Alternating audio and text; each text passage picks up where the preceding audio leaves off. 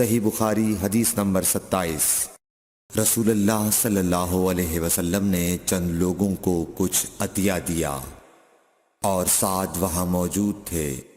وہ کہتے ہیں کہ رسول اللہ صلی اللہ علیہ وسلم نے ان میں سے ایک شخص کو کچھ نہ دیا، حالانکہ وہ ان میں مجھے سب سے زیادہ پسند تھا۔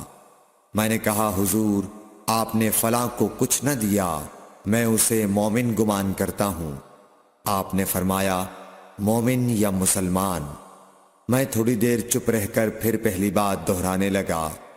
حضور صلی اللہ علیہ وسلم نے بھی دوبارہ وہی جواب دیا۔